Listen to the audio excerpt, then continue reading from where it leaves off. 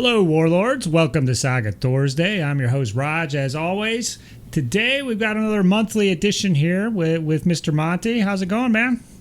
Good, Raj. How about yourself? Oh, I am great. So it's been quite a while since we last met.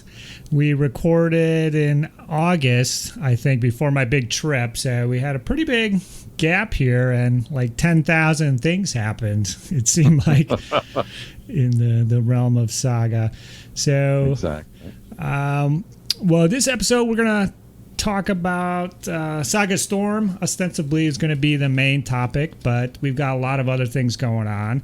We've got a paint contest I'm going to talk about at the end of the episode. We're going to have our game talk, our Q&A from last time, talk about some hobby progress and some breaking Saga news as well, which I'll just kick off with, which is the Americans winning the Saga World Cup. Woohoo! All right. Nice. Yeah, so that's very cool. So that took place in early September in the UK, and teams met up from all over. So if you want a good blow-by-blow of the event, the Northern Tempest podcast, Joe Messenger was there, and he has a really good explanation about how it all worked, the factions, what he played, and everything. So did you listen to that one, Monty? I did. So just a couple quick hits for me. Yeah. First of all, man, I wish I could have gone. It sounded phenomenal. There are a couple things. First of all, they had like 48 people turn out, which may have been the biggest Saga tournament event ever. Certainly, it probably had the biggest mix of countries involved. And they said before they kicked it off, this was something I thought about the whole event. Like, you've traveled, it's World Cup. It's super serious. You're kind of nervous, like how intense is this going to be? And they said they had Alex Bushell step up there and say, hey, everyone, you're here to have fun. And it was magic, it sounds like. And the spread between first place and fifth place was 9 points. So it was very tight, very, very tight. Lots of talent and lots of fun, it sounds like. Yeah, it definitely sounded like fun. So I talked a little bit with Hamza about it from Sweden, and I'll talk more about him a little later. Steven, channel favorite, Steven Holdeman the third, was over there. And so he has tentatively agreed to chat about the event, but we'll see how it works with his schedule and everything. But yeah, very cool. So the Americans are going to get to decide where it's at for next year, and it sounds like it might stay in Europe just to make it easier for all the European countries to participate. That makes sense. Quite pricey to have like 40 people flying over to the USA, so that might limit attendance. But maybe a strategic move though by the Americans. I don't know. So yeah, that was very cool to see and read about. And Andy Lyons it sound like he did a great job setting it all up. Mm-hmm. So, okay. Yes, he did. So last time we talked about Age of Hannibal, and so we'll just touch on the comments from last time. The original Monkey Car, he says, I can't wait for Age of Hannibal. Excited to see what forces will be included. And Herkus Monte, I wouldn't mind some extra time to digest the books released so far, but looking forward to seeing what factions are included. Great excuse to pick up one of the Victrix plastic kits in the future. And so, Monty, I don't know if you saw, I think Alex released some additional details at the World Cup there about the next factions coming out. What was confirmed from Steven is there's going to be 6 factions in that book. So that was one of the things we were talking about during the episode, and then actually after the episode we just kept talking about it for like another 20 minutes. You remember that? Should have been Nerd alert. Should have been recording. Love the history. So yeah, and then there's actually another tidbit which we'll touch on a little further down here. Finian Joyce Velez, what about CPO as a 1-point warlord, and then a few early Praetorians as an option? I think that's probably, I'd say he's in there. I think that's the guy who beat Hannibal in the CPO Africanus. Got to put him in there. And then I like this part. Also, are you guys in Minnesota? I feel like I've seen the guy on the right in Fantasy Flight Games. But yeah, I mean, once in a while I'm there. Yeah. It's my second home. So that's funny. So you are in Minnesota, and Yes. I think you guys pretty much play at Fantasy Flight when you go out, or Yeah, we do. For a couple reasons. I mean, it is a sign of just how lucky we are in this time. It is a gigantic space with draft beer on tap, and a hot. They got a short order cook. And just a lot of space, just really chill. You see everything. You see families gaming. You see us playing Saga, obviously. You see Warhammer. It's all there. So, yeah, it's a great gaming space. It's pretty central. So even though the Twin Cities are very sprawled out, it seems like it's a nice hub location that everyone agrees, hey, I'm over here in the east, you're over in the west. Let's meet up at Fantasy Flight. Okay, that's awesome. Yeah, I've been there so many times for different events, Infinity, Warhammer back in the day. It's a great venue, and Finian, you definitely need to hook up with these guys. Play a little Saga. Yeah, and then I'm sure I mentioned it at some point, but I'm in Wisconsin, so I'm in Wausau, Wisconsin, which is right smack dab in the middle of the state. So a little further away from Milwaukee and Madison, but still close to the Twin Cities, so I can strike wherever the tournaments are at. I can get out there. Okay, moving on. Mark Darling. I don't think Age of Hannibal will need to include the successors. There's enough factions closer to the Hannibal realm to fill a book, and that's true. I would say if there's just going to be 6 factions, that's definitely a possibility. But I could still see them. Hopefully, they'll still do the old friends, new enemies, old friends section, whichever it is back there. And so you could play the successors using like a Byzantine board or something. Would that be cool? I don't know. Yes, that would. Ratman0921. Battle reports are streaming from Saga Storm. Well, we're going to have some battle reports. Something maybe not quite a full battle report, but Monty's going to lay it on us a little later. Yeah. Aren't you, buddy? Oh, yeah. Okay. John Talby piping in again about the Vikings. I think part of the problem is that the Vikings used to be so good at walking across the table and smashing people. Now there seem to be other factions that do that better. Neither of my local Viking players are big levy users, finding their archers rather ineffective. I've been playing them with last Romans, Normans, and most recently Pagan Rus. All these factions have felt more effective than the original Vikings. So one thing I want to say is, we'll get into my games, but I've started playing with a Viking board, Monty. Oh, wow, dude. Yeah. Okay. Interesting. So I'm going to talk a little bit about my experience in that section a little later here, so no need to get too deep into the details. But hopefully, John, your Viking fellow, can listen to my words and gain some insights. But I do think so. I haven't been using the archer levy. I've been using the javelin levy with 2 units.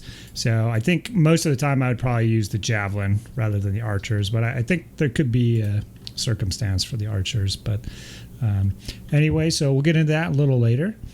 And then last comment here. Anthony Martin, good video. Thanks for addressing my previous comments. It's the first time I've heard about Age of Hannibal. A little surprising, as I was expecting Age of Samurai next, but it will be interesting to see what they come up with. I think that was the other tidbit that came out at the World Cup, is there's three books in production right now with different teams or something like that. Okay, and wow. So Age of Hannibal might not be the one that's necessarily next. Okay. But that's what we were told previously. But so Age of Samurai. Plans change. Yeah, Age of Samurai could be next. Yeah, we never know. Be awesome. But hopefully not too much longer. If they want to release it this year, we're going to find out soon enough. So running out of time. Thank you, everybody, for commenting, and comment on this video, and we'll address it next time, if not beforehand, with a typewritten reply. So, Monty, do you want to tell us about some hobby progress since last time? Yeah, so it's been a little bit of been a little while. My big progress is I did paint up and was able to field for the Saga Storm Day a Norse Gale warband. So I had 3 points of Hearthguard, 2 points of Javelin Levy, and a mercenary unit, and it worked out pretty well. So that's done. Then I also did some Age of Magic painting. Yeah, you I knocked surprised out, me here. I saw some right? demons, right, show up on Yeah. your feed there.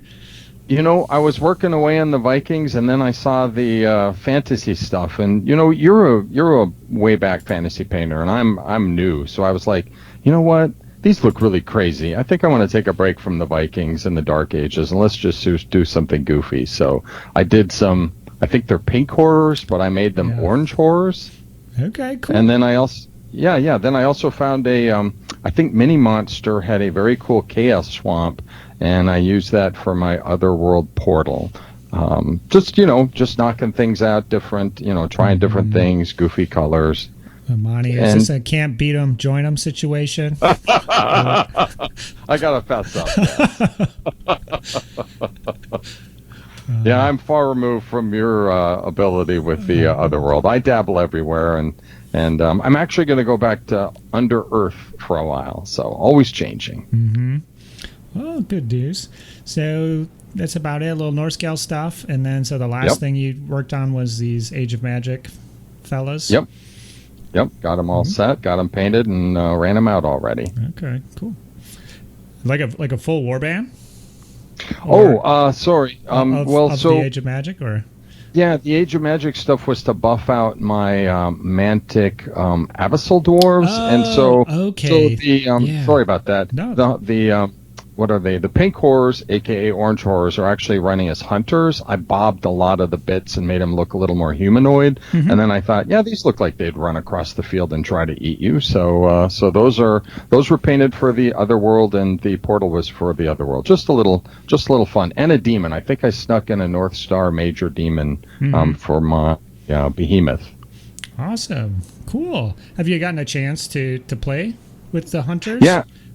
Yeah, I did, and by the way, I played Stents and I lost, so it was fun. Not a good test. It's, always a good test. Mm-hmm. Yeah, those guys are interesting. I tried them in one game, like early on, and then you couldn't use doppelgangers with them because they're primitive, so I kind of shied away from that, and that was like a lot of my tactics early on revolved around that ability, for the last probably 4 or 5 games I played, I haven't really used that ability too much. It's been about just attacking and the right spot. So I've kind of been reconsidering those guys because the warriors I've been using are +1 to hit with the heavy weapons, which is decent, but probably just having twice as many attacks is statistically I think probably better. And the board could use some of that hitting power for sure. They don't really have much in the way of boosting their attack power too badly. So cool.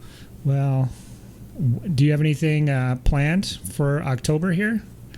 I do. I have a really big project coming up on the deck here. I've got an 80-plus figure warband.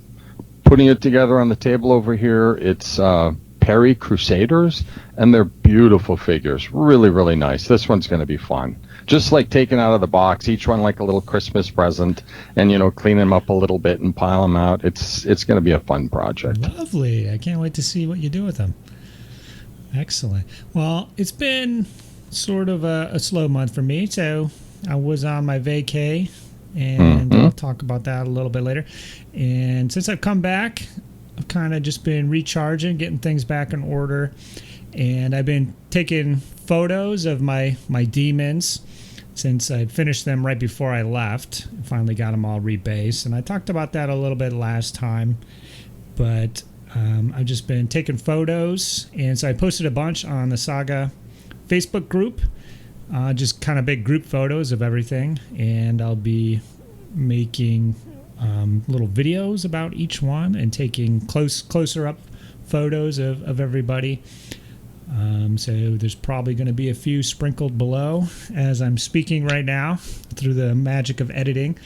And so that's kind of what I've been up to. And then I placed orders for my next warband, which I'm going to be working on, which is that it's going to be an Eastern Vikings themed warband. So I can use them as Vikings, Yams Vikings, the Pagan Rus naturally. Yep. And then fast forward to Crusades era, I'm planning to use them as pagan peoples.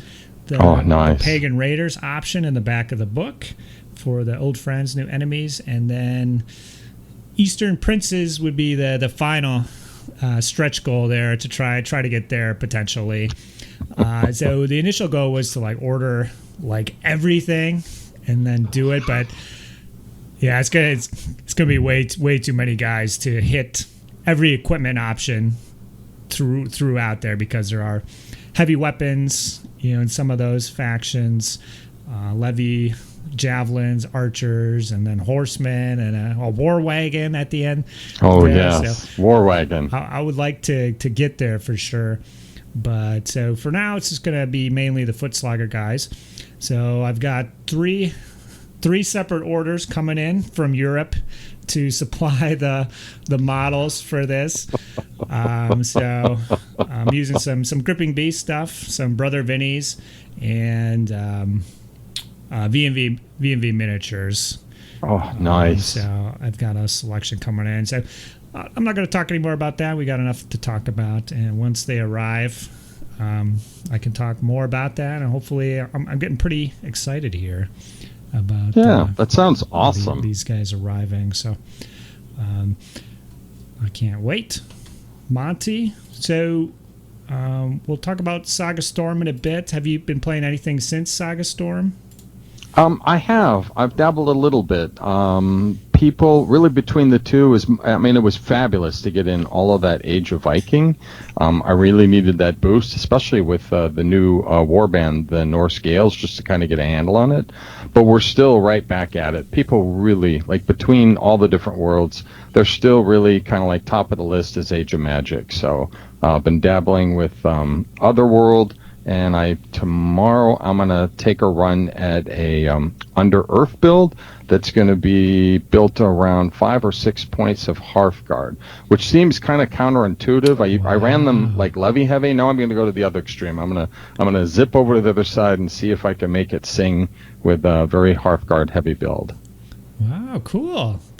That so just like plain Jane equipment options for them, just foot guy, or can they take heavy weapons? Or Yeah, I really am not a fan of heavy weapons with Hearthguard because they're so expensive, right? I mean, that's a great tool for warriors, so I personally stay away from it. I know other people have different ideas, but my idea would be they're pretty good defensive, and you've got some nice abilities that really make them super tough. They can sneak in 3 extra defensive dice. They can also be treated as, being in hard cover with a couple of the plays. So I'm trying to find the synergy between having like an armor 5 and then getting few hits and then blocking the hits, or blocking the hits with some of these defensive plays.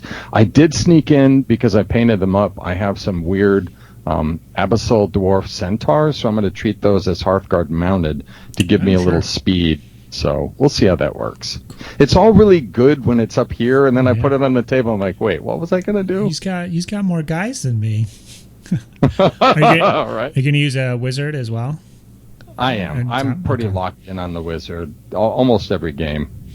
Okay.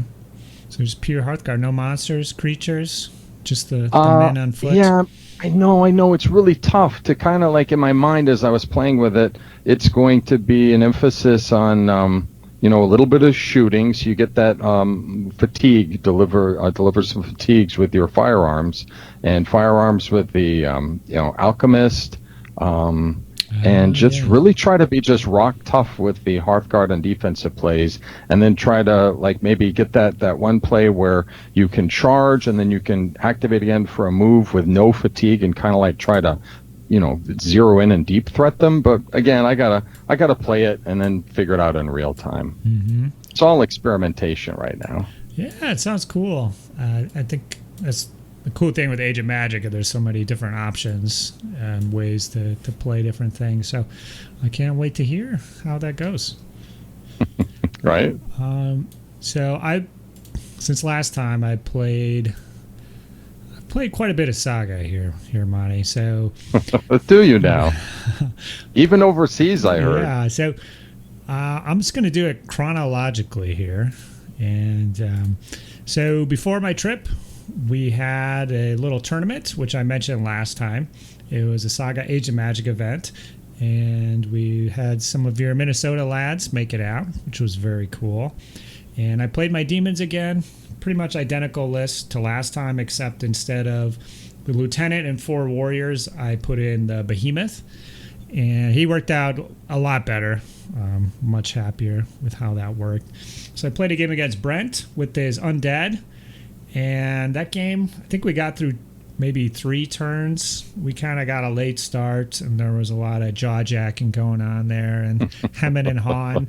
I ended up wiping out a couple of his units, and then basically that was it. He didn't want to bring it to me, to my demons, and have my board stacked. So we just called it there. Played game 2 against local Matt, who was using his Lords of the Wild. And the interesting in this game was his wizard survived my hit and run with my creatures, actually. He ended up just using the fatigue, and he had some defensive stuff, and then he got really lucky several times in a row. So I activated the creatures like several times, and he took it three full combats from my creatures and made it through. And that actually made it a really close game then, because I used everything on that. But I ended up taking it in the end. It was kind of an objective-based thing, and I had the mobility advantage early on with the demons, and so that set me up despite that little setback. And then last game was against Scott, who was using his Horde, using his Cumin models with a sweet-ass eagle and a giant catapult, trebuchet, what have you. And so, yeah, his warriors were mounted with composite bows, which was quite cool to see. But this was another, I think, just feasting and pillaging. I think where you got to grab the objectives and then pull them back. So I went first and teleported some guys and maneuvered with my flyers and stuff. So I had a really good position to start with, and that kind of put him on the back foot. And so he tried some charges with his warriors just to slow me down or maybe get something going. Didn't quite work out for him, but there was a couple really interesting moments where his Hearthguard charged my behemoth, and they had a fatigue on them, so I dropped their armor to 4s, and I missed with all 14 of my attacks against the Hearthguard. Ouch. But at the end of the game, the last turn or second to last turn, he charged his warlord into my warlord, and he had 10 or 12 attacks hitting me on 4s, and I was completely exhausted. So if one wound would have gotten through, he would have killed my warlord, but he missed all 10 or 12 of those attacks on a 4+. Oh. So it was some wild Saga dice action going on there, and he might have been able to win if he had done that. He was bringing it back towards the end there, throwing everything he had in there, and I just had little piddly ass units running around at that point. Versus his stuff was mostly wiped out. But if he just had those objectives, I think he would have taken it. So nice. In the end, I was victorious. And since I was leaving for the trip, I just said, see you guys. It's been fun. got out of there. Run away with your trophy. Yeah. You didn't buy everyone beer like you should have. It was pretty rude of me. I do apologize, guys. But I was burning all my points with the wife just to be there. Thank you to Kelly for making it happen. So that was the tournament before our event, and then me and my wife Kelly, we flew out the very next day to Copenhagen, or It's actually Kubenhavn in the land of the locals. And we checked out Copenhagen for a week, Denmark, and then we went over to the Sweden side for a week as well. And I'm not going to get into everything that we did, but we saw castles, and the town was really cool. Everybody was really friendly. Everybody spoke English for the American schlub, such as myself. Wow. It was very easy to get around, easy to buy stuff. Everything was relatively cheap. Maybe in Copenhagen it was maybe a little bit more expensive, and then in Sweden everything was a little cheaper because of the exchange rate. And I got to meet up with some Saga folks, so that was the best part by far of the trip. So met up with Danish Freddy, who's been on this channel, with his big red beard, and he took us to the Viking Ship Museum in Roskilde. And they also have their big, like, enormous cathedral where like every king and queen of Denmark is buried. So that was really cool to see that stuff and all the ships and everything. And he took us back to his place, showed us these like awesome kind of like chalky cliffs, Stevens Clint. Sure, I'm butchering the pronunciation on all this, but so like they hacked out huge stones from those cliffs to like haul up to Copenhagen and like make the castles up there, because I was reading about it later on when I was checking out those castles. And he put us up in his farmhouse, made us meal. Oh, wow. Herring and traditional Danish feast, and we drank to the wee hours, and he was super awesome, very cool. Next day, took us up to Sweden, dropped us off, took the train over, and then Swedish Freddy met us at the train station in Malmö, the Battle of the Freddys, and we went back to his place, and that was kind of our base of operations for that day. And then he made a traditional Swedish meal, very similar, lots of butter, potatoes, and then kind of like meat patties, meatballs with lingonberries.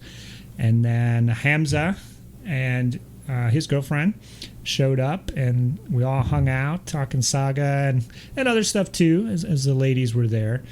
And it was super awesome. His meal, excellent as well. We played some, I think, Carcassonne at his place drinking. And then we went back with Hamza because he put us up at his house. And then that next day, Freddie came back over and we played 2 games of Saga while my wife hung out on the couch taking a nap, recuperating from our travels. So, yeah, it was cool. Those are... I haven't played a lot of Age of Crusades, so it was really cool to get a look at the board. So I played Hamza's Byzantines against Frederick's Crusaders first, and then I played Frederick's Crusaders against Hamza with his Byzantines, and we're kind of spitballing, trying to get ready for the World Cup. So Hamza was going there. He's trying to say, should I use the Turcopoles or another levy unit? So the Byzantine, it was interesting playing as his Byzantines. They're gorgeously painted, and both of us weren't too happy with the last Romans board after playing it a bunch of times. So I was kind of keen to look at the Byzantine board, and it was really interesting to play it. Super defensive and shooty as hell. Fortunately, I would have to paint up a bunch of more models, which is what I was worried about. So I don't know if I'm not decided what's going to happen there. But my game against Frederick was pretty cagey. Unfortunately, first turn I destroyed. So he had kind of multiple units of small Hearthguard and some small warriors and stuff like that. And my first volley killed a unit of 4 Hearthguard and put fatigues on everybody. And then on the second turn, I wiped out a unit of 8 warriors outright and did the same thing. So he's kind of on the back foot. Yeah, but he brought it back a little bit, using his Hearthguard to good effect, but he basically couldn't recover from that. And then so we swapped, and I was like, ooh, I don't know what I'm going to do with these little units here, going up against that firepower. But we played one of the missions that was played at the World Cup with the objective markers that Okay. you would kind of hang out next to yours or the other guys. So there were 6 of them, and then they had different values. So it did have a pure, a more of an objective thing going on. And so like in a straight up fight, I think it would be very tough for the Crusaders, depending on how they're set up to go against that firepower. But Freddie also had a unit of his own levy with crossbows, and I ended up having a nice some hard ruins in the middle of the board, and I basically moved up, and whenever I shot that unit, I killed a load of his guys, and then he put all of his shots into those guys for several turns and killed like 1 or 2 maybe. Just kept making my 3-ups. And then that kind of revealed the problem with the Byzantines is they have like no assault power outside of their Hearthguard, which is what he had mounted. So, he started throwing his levy in, and you can get like 4 attack dice, basically, like 4 to 6, depending what kind they are.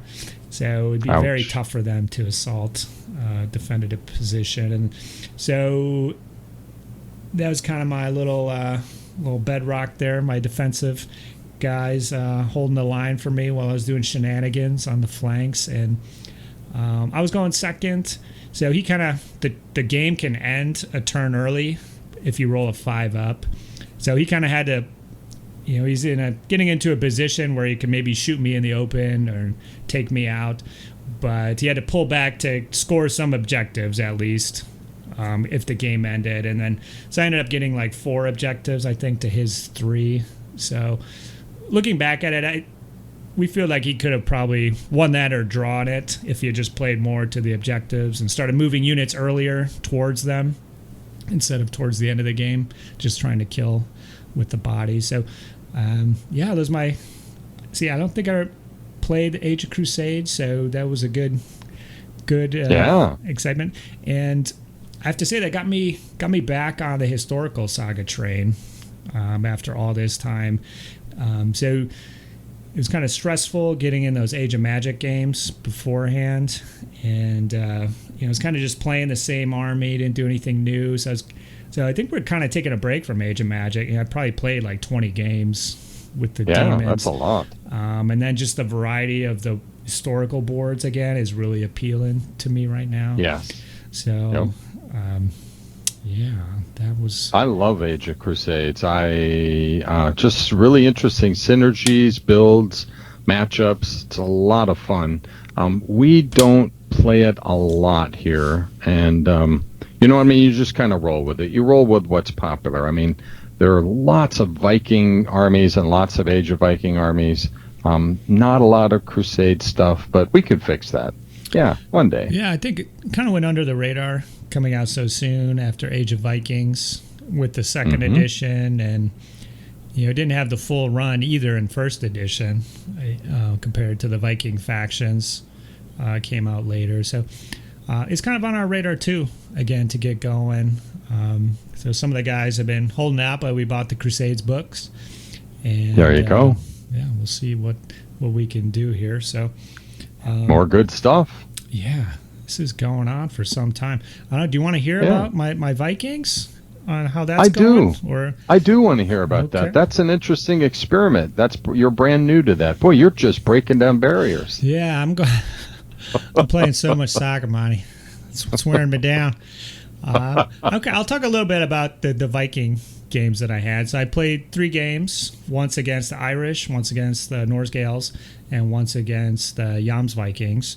And I was running 2 units of levy with javelins, which I kept as 2 units, so 12 strong. 3 units of 8 warriors, just on their own, and then a unit of the berserkers. Okay. And he kind of he would just hang back. Those guys would hang back kind of by my warlord to start, and then I would send them out. So the levy worked pretty well. So I'm going to focus my talk on those guys. So there's certain combos you can do with the board with Thor. You get a +1 to hit, and if you roll a 6, you do like basically double hits. So if you can combo that with their javelins on the charge, you could do Uller to reroll hits, so you have more chances of double hits. You can actually get attacks quite easily with Heimdall for 5 attack dice, cap out at 8, or even I think Frigg, where you could either lose a fatigue or you get 3 attack dice.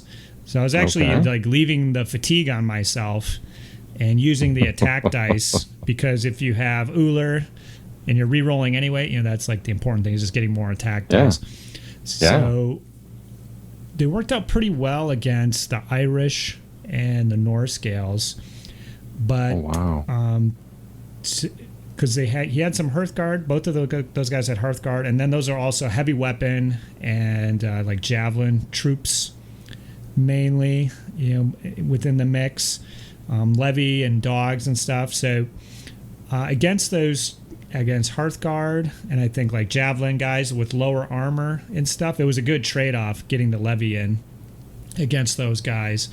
The game against the Yams Vikings was quite difficult because he had lots of warriors out front. And if they closed ranks, you would lose your +1. And then you're trading warriors for levies, and you're not really getting much synergy out. So against warriors, I tried to engage kind of like what I did in my prior games. It didn't really work out as well, I didn't feel. So against the warriors, I would probably do like a shoot and scoot type, more like traditional levy than just fighting. Just try to wear them down with shots, even though shooting at just regular warriors isn't the best. But that's what I would do in future games if I'm just going up against sword and board warriors. And so in those games, then I might even swap the equipment to the bows if I'm just going to shoot anyways. And not engage. And there's a nice piece of terrain maybe that could set up my archers. And so that's when I would consider trying the archers. But if you're going against those factions that are javelin or lower armored or have lots of Hearthguard, even going against other levy was okay. But just the warriors with the shields, it's just no good. It's no good. They'll stop you.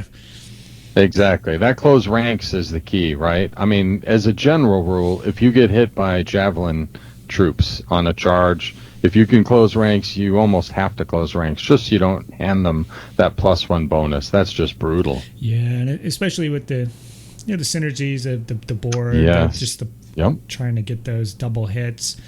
I don't want that. No, so when you're coming in. Yeah, they've been good games, and they've been pretty close games. I won all 3 of those. Nice. So that's a good opening. And I've just been using my Men of Wessex models, which are kind of Viking-ish. They're meant to be Danes or Anglo-Saxons. They're close enough, and I have all the models. Absolutely. And so they're going to get me ready and primed for when my Eastern Vikings arrive. But perfect. I have to say, playing against the Yams Vikings that last game was really fun to see how that board worked. Just playing against it. They can really create havoc. Even if you try to button down the old, I'm not going to give you Wrath, boy, they can just like move 3 units on one die, and pretty soon they're on you, ripping your throat out. And you're like, I think I maybe need to give you some Wrath. Yeah. Slow down. Well, I was just giving it to him pretty regularly because I just wanted to see, like, okay, what happens if I do give him the Wrath. But he was kind of a newer player, so he concentrated on like the javelin attacks that they can get. Yeah. So I don't know that that's the best ability to use your Wrath on, but that's what he did the most, and it didn't hurt me as bad as maybe some of the other ones would. But anyway, so that's it. Wow, I've been talking about Saga for a while now. That's a lot. You've been having a lot of fun. You've been living it. You've been traveling the world to play it. You even beat your hosts. Is that a bad thing? Yeah, so you beat your hosts? Yeah. I got lucky. No. What can I say? There you go. That's right. I demonstrated the luck that I had. That was it. Nicely done. These guys were awesome. Definitely the best part about starting the channel and talking about Saga is meeting people like that. That's a world lifetime trip. I mean, and getting to meet people that you interact with and share the same passion for the hobby. That's amazing, Raj. Mm-hmm. It's really Nicely cool. done. And yeah, I might have some more trips in the future ahead of me here. Nothing's planned, but Kelly's open to a trip that perhaps align with a Grand Melee or a World Cup, perhaps. I don't know. We'll see. We'll see. But one day. Okay. Well, I've been talking enough here. I want to hear about Saga Storm, my man. Sure. Your breakdown, how it went for you, how it went overall. Yeah. So, oh man, it is one of my two favorite events a year. I love the Grand Melee. For getting together and seeing people from around the U.S. and around the globe, even across the ocean. Mm-hmm. And I love the Saga Storm because it's a chill outdoor event. I mean, when have I ever played miniatures outdoors? I mean, not since I was like 11 and I had like Army Men or something, right? I mean, sandbox. Exactly, throwing dirt clods. So it was amazing. We get to play under a pavilion. And we before I jump on, I should say we figured out this is the 6th year we've had it. We've had no washouts. We've always had good weather. We did have a thunderstorm brew up around 1 o'clock. We actually had lightning. Right? That's it. We could hear Thor and the heavens roar. And we were a little nervous about it. We're like, yeah, that isn't great. Thunder and lightning. So we just pulled our picnic tables a little bit farther in, and luckily we didn't have wind, so the rain just came straight down, and we were fine. And it blew off, and on we go. It didn't mess with us at all. Good. Yeah. So you always worry a little bit about that, and people bring out food. People are just so good about it. At some point, someone fired up the grill, and pretty soon we had like all sorts of grilled meats to eat. And my first game was against the Irish. And it was interesting because John Stentz and Eric, they always kind of cook up like some interesting scenarios and color for each of the games. We were broke down into 4 teams. There was like Team Shield, Sword, Spear. Okay, there has to be Axe. There we go, Axe. Mm-hmm. And you just pick someone from not on your team and just say, hey, want to play a game? And my first game was against the Irish. I was in trouble early. But without, I know, the clock's ticking here, so I got in trouble early, but I managed to kind of rally and get a little hold on the board. And strangely enough, the key for me was my javelins in my Norse Gale. They got beat up pretty early, but I managed to keep just enough to throw like 2 and 3 attack dice when I'd shoot. Mm-hmm. And so for his champions, I took them down with shooting. And that was the difference. If I hadn't taken them to shooting, I was not beating them in melee because they've got their resilience, then they've got their ability. I can't remember, is it 1 land, 1 king, which, gives them more defense. Mm-hmm. And then the scenario had something where there were 3 runes on the table, and when you're within 2 inches of the runes, then your resilience goes up 1 more. So at times they were like resilience 3, almost unbreakable. But it was fun. Second game was against a Viking player, and that one went pretty quickly against him. We were done probably in an hour. And my third game was against another Viking player, and it went pretty quickly. Then we all gather in the Great Hall, and I had to face the Irish one more time, and I got my ass handed to me. So your buddy got his revenge after game 1. It was Sam? Yeah, Sam. I caught him out in the first game, but by the second game, he changed his unit composition. He set up in the forest, and it was like a machine gun, just like multiple activations shooting me down. And slowly, I bled out until I had no warband. Nice. He was pretty happy. It was fun. Smiles all around. It's just, that's the kind of event it is. There's like a hammer throw. Which I don't do, but other people get out there and throw those hammers around, and I don't know, can't little bit of fear. Throwing out my paint arm. Right, too many models to paint. Right. too many commitments to the painting table, but yeah, it's just it goes till dark. I think we play from 9 to 9, so 4 games of Saga in 12 hours. Awesome. That's really great. Awesome event. So, has it been at that same pavilion? Is that the same location every year? It is, and we're really lucky. The pavilion has a building, and the building is all ours. So there's indoor restrooms. So that's kind of nice. We're civilized, and then you can plug in things and crock pots. And then we set up the tables, and then that's where the mega game takes place. We line it up from end to end, put people across from each other, and just say, everyone side 1, go. And then when you're done, shut down and go to side 2. All tactics, strategy just goes out the window. Oh, yeah, I have to admit. Just push it forward. I think it was last year, and people might have been drinking just a little bit, but my buddy next to me, he has mounted Normans, and he says, I'm charging. I go, oh, what are you charging? He goes, the unit's in that church. Oh, so I guess that was version 1. So I'm like, really? You're charging mounted into hardcover and in a building in version 1? Okay, let's see how that works out. And then you look, and all his units, they're all like dead, and like, yeah, well, couldn't see that one coming. Oh, well. Awesome. But it's fun, right? It's not about like strategy and tactics. It's just smash things. Did you glean any insights with the Norse Gales during your games that you wanted to talk about? Yeah, I did. I really like the power, like you're talking about. It's so funny, right? You're running two levy units of Javelin, right? Mm-hmm.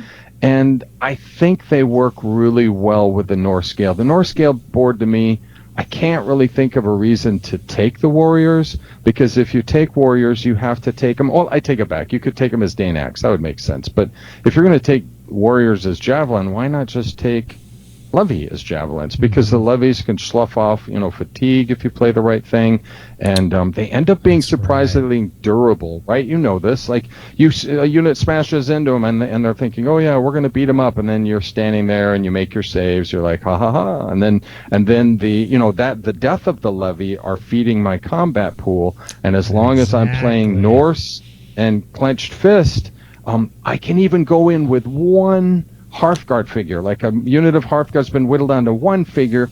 I send it up in with Norse and Clenched Fist and a bunch of dice that I've parked up in the combat pool, and I just pluck. Okay, there we go. 5 auto hits plus let me roll what we do here in combat. Just blow things up with one guy, and that does catch people out. Not a lot of people play Norse Gale, so so that helps a little bit. You do. Well, you've seen them at least. So played against them, yeah. So. Yeah, the Hearthguard are definitely scary with those auto hits. So I think I saw in your notes here that you use the Hearthguard in little four-man units. Yeah, I do. It seems weak, but a couple things. Like the reason I stuck with that approach is to make sure I keep my dice count high. And the nice thing is, even with little 4-packs, I keep finding that like people hit them and then I lose one, then I lose two, but I still have like one guy running around. Mm-hmm. That's it. He's still generating a die. So the board to me is about cycling through things and feeding that combat pool and then playing Norse and just whipping ass with that play. Mm-hmm. So you want to cheat towards the higher dice count. At least that's been my experience. And so I have little 4-packs of Hearthguard, and it's not about like throwing 8 dice. It's really about feeding the combat pool, throwing their 8 dice. That's fine, but really about grabbing up there and getting the auto hits, and then breaking those out on the guy. Yeah, and I can definitely see that working with those little Hearthguard units. So my games with the Crusaders, Frederick, he just set them up that way, so he had a couple little 4-packs, and they got quite diminished quickly. And I didn't think there was enough on the board that really helped them out necessarily. There's stuff that would have kept them whole as a 4-pack, perhaps, if I'd used more defensive abilities. But with so Hearthguard getting whittled down is a big concern with the little 4-pack, and like, what do you do with this unit? But like you said, if you have that one guy, there's no cap on the hits, and I don't even have to risk my 4-pack here. I'll send in the one-man wolf pack here. Exactly, the madman to take you down. So very cool. Have you decided? Are you going to take those guys to Adepticon? Is it way too early? There's probably going to be 3 or 4 war bands painted between now and then, I'm assuming. So my thought is, this is a whole nother fascinating conversation, Raj, about what do you want to think about for like taking to a tournament? They're definitely like one of two. I do love my Welsh even though they're terrible when they get caught, they just get beat into the ground. My warriors with an armor 3, but just the ability to move in your opponent's turn and act in action reaction is so powerful. Like when you play it right. If you screw it up, then you're going to die horribly. But if you can play that high wire act right, I think there's still something there. So I would decide: do I want to go in and just smash stuff, and that's one approach, or do I want to try to be a little bit of dancing and moving during your turn and annoying people, throwing pointy javelins. Yeah, and you have to wait too and try and suss out what Andy Lyon's going to play, so you can make sure you got the counter warband right when he shows up. That's exactly right. So actually that's a really good point. Not to share too many secrets, but I heard at the World Cup he played mounted Welsh. I think all mounted Welsh, and get this, he won all of his games. So. Yeah, I think, and he posted on the Saga Facebook group kind of how it all worked and what he did. And yeah, it's a very tough warband to play against in the hands of a master like that. You're going to be well pressed to take him down. Exactly. Okay, very cool. Well, it sounded awesome. Couldn't make it this year for the Storm, but hopefully next year. Next time. There was like a little tiny off chance that I maybe could have made it when we got back, but I didn't have any points left in the, understandable the savings account. I would have been indebted for some time, Monty. I just couldn't risk it. We might not even see you on the show. You'd be so far. Yeah, in I'd the have to be laying low off the YouTubes for that. So we don't want that. But I live vicariously. Some of my local brethren, the Wausau guys, Jeremy and Sam and Zach. And Zach was very inspired by the paint of all the Minnesota guys out there. So well done to you guys for getting him inspired. And Jeremy was in awe of all the Viking players and their enormous numbers in which they were on the field there. And then Sam was happy to get the beat down on you there at the end. Yes. Revenge is sweet. They were awesome, by the way. It was great fun having your guys out, getting to play them and talk and drink some mead. Drink some mead. Some of that. Excellent. So cool. Yeah, hopefully we'll get another event going in Wausau here soon. I know Jeremy's already rumbling about that, so I will definitely keep you guys in the loop and we can report on that. But at the end of the episode here, I would like to do a little painting contest. So we had one earlier in the year, and this is something I would like to do on the regular and kind of announce it on the show here. So we have another sponsor for this one, and it is Warhansa Miniatures. So they sent bags of goodies here. I probably not going to be able to see, but I will have pictures below. And this is a Russian manufacturer, and they have some nice hero models for Saga, and then they have some pagan Rus, like Slavic kind of militia, kind of Eastern Vikings type models. And I have to say, these are kind of like the resin style. I think like maybe V&V miniatures. I actually haven't had my hands on any of those, but the detail is really awesome on these guys.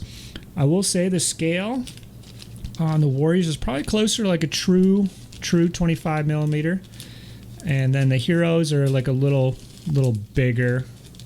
Some of them are maybe more like 28, and then I think one's even a little bit bigger than that, maybe like a 30 millimeter scale. But he's the warlord. It's going to be on that big base, so perfectly fine there. So yeah, these are some really cool models, and we're going to do. So I was thinking about, these are Viking age models. Should we have a Viking paint contest? But I'm just gonna. I think we should just keep it open. And if you paint a legal unit of Saga for the contest, so a point of something. So that could be a hero, 4 Hearthguard, 8 warriors, or 12 levy. If you're super motivated, you're going to be entered into the contest. So it's going to be the same rules as last time. So there's going to be an overall winner, and I think you and I, Monty, can probably sort it out, right? We'll choose. That would be awesome. Of course, Yes. we're going to enter ourselves, and we're definitely going to be in the top 2. No. Right. So, yeah, there'll be a winner overall, which we'll decide on the next episode. And now we'll just choose a random person who's also going to be a winner, and I'll mail this stuff out to them.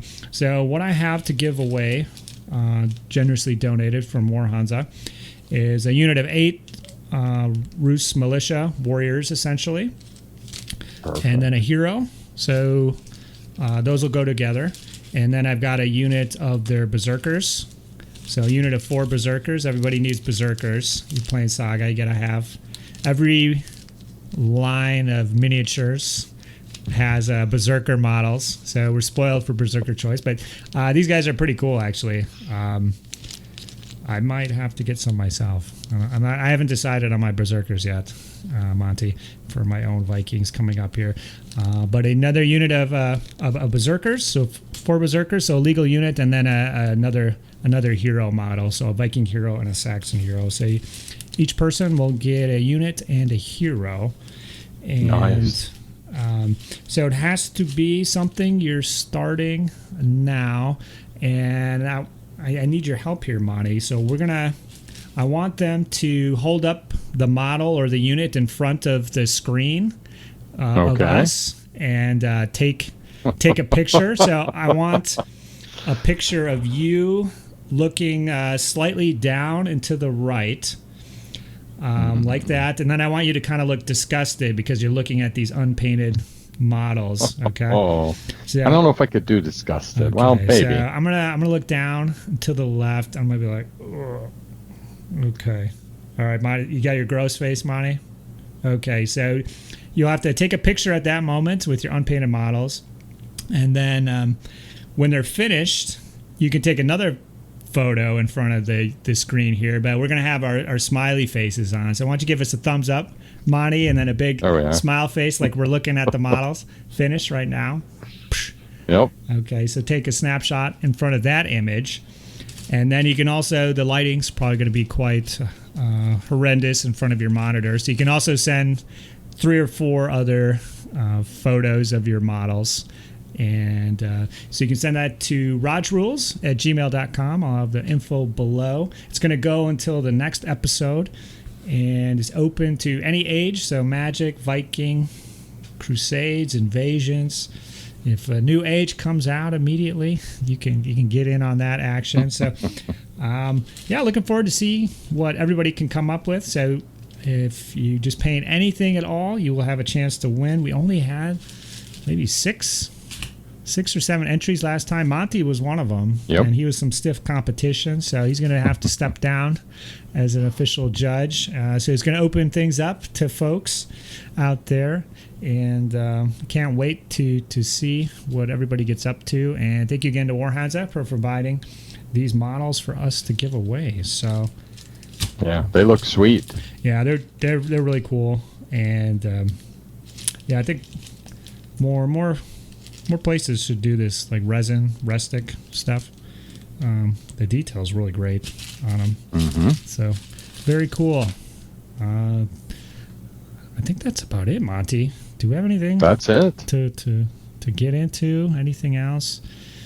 Any Saga hopes or dreams you want to leave the good people with today? You know, I want to make a trip overseas and do the Nordic tour. Not sure exactly what, but it would be awesome. They had the the Minneapolis, Minnesota Swedish Institute. Mm-hmm. They had a couple helmets and some swords that had never been released outside of, I think it was Sweden before, and so that just kind of like wets the whistle for getting in there and seeing some of this history up close and personal, like you got to do, Raj. Yeah. It was definitely awesome. I would love to get back to Iceland. The Faroe Islands would be really cool. I'm sure a pain in the ass or expensive to get there. Norway, right. Finland, I would love to go to. St. Petersburg area of Russia would be nice. And then, technically we went to Sweden, but it was just the little tiniest tip on the southern end there. So,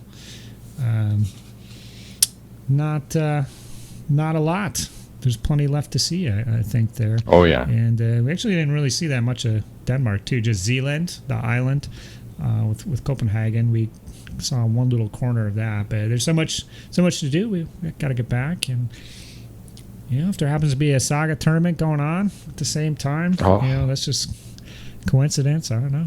It's just fate. That would be awesome. Fate's inexorable, my friend. Saga dreams. So cool. Well, thank you to everybody for watching. If you have any comments about anything that you heard, we went through a lot. So many games this time. I'm not sure what we're going to talk about next time, but hopefully we'll be more focused and could offer some useful tips about something. I know Adepticon registration is coming up, so I imagine we'll be touching on that at some point, but nothing set. If anybody has any ideas for topics to discuss, definitely post that below with any other comments about what you've heard, and we're gonna talk to you guys next time. Thank you again, Monty, Lord Montague, for helping me out here. This is awesome. Awesome again. Glad to have you. I think it turned out pretty well, and catch you guys next time. Skål. Yeah. Skål. Skål. All right. Saga.